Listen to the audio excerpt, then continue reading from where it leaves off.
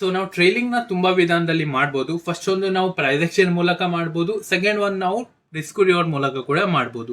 So price action ಮೂಲಕ ಎಲ್ರಿಗೂ generally ಗೊತ್ತೇ ಇರುತ್ತೆ. ಸೊ ನಾನು ಮುಂದಿನ ದಿನಗಳಲ್ಲಿ ಪ್ರೈಸ್ ಆಕ್ಷನ್ ಮೂಲಕ ಹೇಳ್ತೀನಿ. ಬಟ್ ಈಗ ನಾವು ರಿಸ್ಕ್ ರಿವಾರ್ಡ್ ಮೂಲಕ ಹೇಗೆ ಟ್ರೇಲ್ ಮಾಡ್ಬೋದು, ಹಾಗೆ ಹೇಗೆ ಪ್ಲೇಸ್ ಮಾಡ್ಬೋದು, ನಾನು ಇದು ಇನ್ ಡೀಟೇಲ್ಸ್ ಅಲ್ಲಿ ನಿಮಗೆ ಕ್ಲಿಯರ್ ಮಾಡ್ತೀನಿ. ಸೊ ದಟ್ ವಿಡಿಯೋ ಕೊನೆ ತನಕ ನೋಡಿದ್ರೆ ಇನ್ ಡೀಪ್ ಅಲ್ಲಿ ನಿಮಗೆ ಅರ್ಥ ಆಗುತ್ತೆ. ಫೈನ್. ರಿಸ್ಕ್ ರಿವಾರ್ಡ್ ಏನಂತ ನಾನು ಪ್ರೀವಿಯಸ್ ವಿಡಿಯೋದಲ್ಲಿ ಹೇಳಿದ್ದೀನಿ. ಬಟ್ ಈಗ ಸ್ವಲ್ಪ ನಾನು ಹೈಲೈಟ್ ಅಲ್ಲಿ ಹೇಳ್ಬೇಕಂದ್ರೆ, ಫಾರ್ ಎಕ್ಸಾಂಪಲ್ ನಾನೊಂದು ಬೈ ಮಾಡಿದೆ 100 ರುಪೀಸಿಗೆ, ಅದರ ನಂದು SL ಉಂಟು 90 ರುಪೀಸ್. ಕ್ಲಿಯರ್. ನಂದು ಅದು ರಿಸ್ಕ್ ರಿವಾರ್ಡ್ ಉಂಟು 1:3. ರಿಸ್ಕ್ ರಿವಾರ್ಡ್ ಇಂದ ನಾವು ಟಾರ್ಗೆಟ್ ಹೇಗೆ ತೆಗೆಯುವುದಂದ್ರೆ, ಫಾರ್ ಎಕ್ಸಾಂಪಲ್ ಈಗ 100 ರುಪಿಯಿಂದ 90 ರುಪೀಸ್ಗೆ ಎಷ್ಟು ಡಿಸ್ಟೆನ್ಸ್ ಉಂಟು? 10 ರುಪೀಸ್. ಅಂದ್ರೆ ಈಗ ನಾವು 1 ರೂಪಾಯಿ ಕೊಟ್ಟು 3 ರೂಪಾಯಿ ತಗೊಳ್ಬೇಕು. ದಟ್ ಮೀನ್ಸ್ ಈಗ ನಾವು 10 ರೂಪಾಯಿ ಕೊಟ್ಟು 30 ರೂಪಾಯಿ ತಗೊಳ್ಬೇಕು. ಕ್ಲಿಯರ್ ಆಯ್ತಲ್ಲ? ಸೊ ಅದಕ್ಕೆ 100 ರುಪಿನ ಪ್ಲಸ್ 30 ಮಾಡಿದ್ರೆ ಎಷ್ಟಾಗುತ್ತೆ? 130. ನಮ್ದು ಟಾರ್ಗೆಟ್ ಎಷ್ಟಾಯ್ತು? 130 ಆಯ್ತು. ಐ ಹೋಪ್ ನಾ ಹೇಳಿದ್ದು ಕ್ಲಿಯರ್ ಆಯ್ತು ಅಂತ.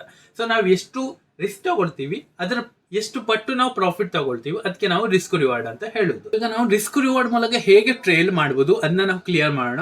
ಒಂದ್ ವಿಷಯ ಏನಂದ್ರೆ, ನಾವು ರಿಸ್ಕ್ ರಿವಾರ್ಡ್ ಅಲ್ಲಿ ಟ್ರೇಲ್ ಮಾಡುವಾಗ ಅದರಲ್ಲಿ ನಮಗೆ ಟಾರ್ಗೆಟ್ ಫಿಕ್ಸ್ ಇರಲ್ಲ, ಹಾಗೆ ಪ್ರೀವಿಯಸ್ ಸ್ವಿಂಗ್ ಕೂಡ ಫಿಕ್ಸ್ ಇರಲ್ಲ. ಈಗ ನಾವು ಪ್ರೈಸ್ ಆಕ್ಷನ್ ಅಲ್ಲಿ ಟ್ರೇಲ್ ಮಾಡೋದು ಹೇಗಂದ್ರೆ, ಪ್ರೀವಿಯಸ್ ಸ್ವಿಂಗು ಯಾವ ತನಕ ಬ್ರೇಕ್ ಆಗಲ್ಲ ಆವ ತನಕ ನಮ್ಮ ಟ್ರೇಲಿಂಗ್ SL ಅಥವಾ ಸ್ಟಾಪ್ ಲಾಸ್ ನಾವು ಎಕ್ಸಿಟ್ ಆಗಲ್ಲ. ಬಟ್ ಇದರಲ್ಲಿ ಡಿಫ್ರೆಂಟ್ ಆಗಿರುತ್ತೆ ರಿಸ್ಕ್ ರಿವಾರ್ಡ್ ಅಲ್ಲಿ. ಹೇಗಂದ್ರೆ, ಫಾರ್ ಎಕ್ಸಾಂಪಲ್ ಈಗ ನಮ್ದು ರಿಸ್ಕ್ ಉಂಟು ಇಲ್ಲಿ 10 ರುಪೀಸ್, ನಾವು ಎಂಟ್ರಿ ಮಾಡಿದೀವಿ 20 ರುಪೀಸ್ ಅಲ್ಲಿ.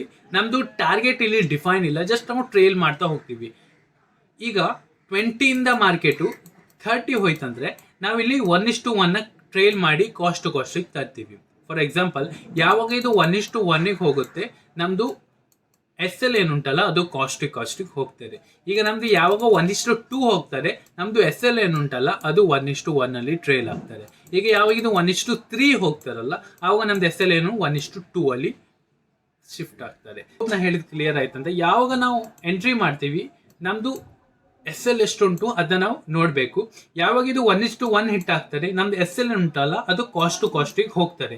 ಯಾವಾಗ ಇದು 1:2 ಹೋಗ್ತಾರಲ್ಲ, ನಾವಿಲ್ಲಿ ಸ್ವಲ್ಪ ಚೆಕ್ ಮಾಡೋಣ. ಈಗ ಯಾವಾಗ ಇದು 1:2 ಹೋಗ್ತಾರಲ್ಲ, ಫಾರ್ ಎಕ್ಸಾಂಪಲ್ ಈಗ ಇದು 1:2 ಹೋಯ್ತು, 1:2 ಹೋಯ್ತು, ಆವಾಗ ನಮ್ದು SL ಏನಾಗುತ್ತೆ ಅಂದ್ರೆ 1:1 ಅಲ್ಲಿ ನಮ್ದು SL ಟ್ರೇಲ್ ಆಗ್ತಾರೆ.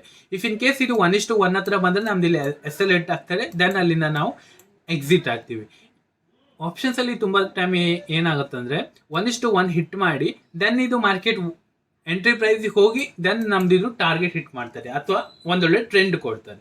ಸೊ ಈ ತರ ಆಪ್ಷನ್ಸ್ ಅಲ್ಲಿ ತುಂಬಾ ಸಲ ವರ್ಕ್ ಆಗ್ತಾರೆ, because option is very volatile segment. So ಇದು ನೀವು ಆಪ್ಷನ್ಸ್ ಅಲ್ಲಿ ಪ್ಲಾನ್ ಮಾಡ್ಲಿಕ್ಕೆ ಹೋಗ್ಬೇಡಿ, ಬಿಕಾಸ್ ಆಪ್ಷನ್ಸ್ ಅಲ್ಲಿ ನಿಮಗೆ ಡ್ರಾ ಡೌನ್ ಆಗೋ chances are very high.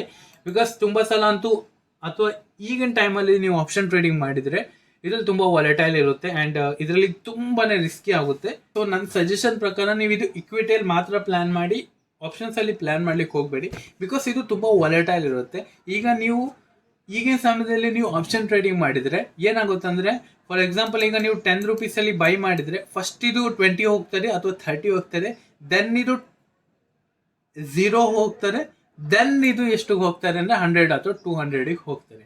So ಹೀಗೆ ಇದು ಆಪ್ಷನ್ಸ್ ಅಲ್ಲಿ ವರ್ಕ್ ಆಗ್ತಾ ಉಂಟು.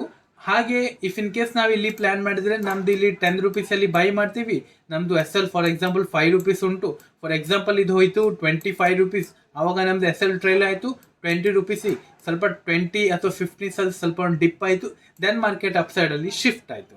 ಸೊ ಹೀಗೆ ಇದು ಆಪ್ಷನ್ಸ್ ಅಲ್ಲಿ ಸ್ವಲ್ಪ ವಾಲಟೈಲ್ ಇರೋದ್ರಿಂದ ಅಷ್ಟೊಂದು ವರ್ಕ್ ಆಗಲ್ಲ ರಿಸ್ಕ್ ರಿವಾರ್ಡ್ ಮೂಲಕ ಟ್ರೇಡ್ ಮಾಡೋದು. ಸೊ ಒಂದು ವಿಷಯ ನಾನು ಕ್ಲಿಯರ್ ಮಾಡ್ತೀನಿ, ನಾನು ಇದು ರಿಸ್ಕ್ ರಿವಾರ್ಡ್ ಮೂಲಕ ಪ್ಲಾನ್ ಮಾಡಲ್ಲ, ನಾನು ಜಸ್ಟ್ ಪ್ರೈಸ್ ಆಕ್ಷನ್ ಮೂಲಕ ಪ್ಲಾನ್ ಮಾಡ್ತೀನಿ, ಬಿಕಾಸ್ ನಂಗೆ ಸ್ವಲ್ಪ ಅದು ಕ್ಲಿಯರ್ ಆಗ್ತದೆ.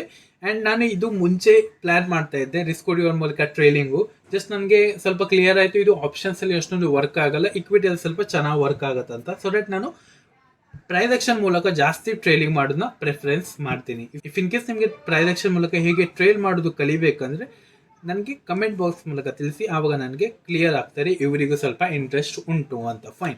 ಐ ಹೋಪ್ ನಾ ಹೇಳಿದ್ದು ಕ್ಲಿಯರ್ ಆಯ್ತು ಅಂತ.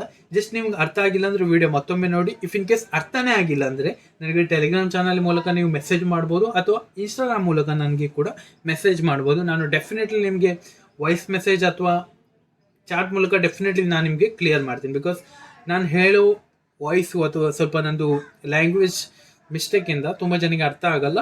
ನಾನು ಇದು ಕಂಟೆಂಟ್ ಚೆನ್ನಾಗಿ ಕೊಡ್ತಿದ್ದೀನಿ, ಅದು ತುಂಬ ಜನಕ್ಕೆ ರೀಚ್ ಆಗ್ತಿಲ್ಲ. I don't know why, YouTube ಅಲ್ಗೋರಿಥಮ್ಗೆ ಏನಾಗಿದೆ ಅಂತ ನಂಗೆ ಗೊತ್ತಿಲ್ಲ. ಬಟ್ ಐ ಹೋಪ್ ನಾ ಹೇಳಿದ್ದು ತುಂಬ ಜನಕ್ಕೆ ಕ್ಲಿಯರ್ ಆಯ್ತಂತ. ಜಾಸ್ತಿ ಮಚ್ ಮಾಡಲ್ಲ. ಇಫ್ ಇನ್ ಕೇಸ್ ಇಷ್ಟ ಆದರೆ ಲೈಕ್ ಮಾಡಿ, ಇಲ್ಲಾಂದರೆ ಡಿಸ್ಲೈಕ್ ಮಾಡಿ. And once again happy Holi all of you. Thank you. Have a good day. Great.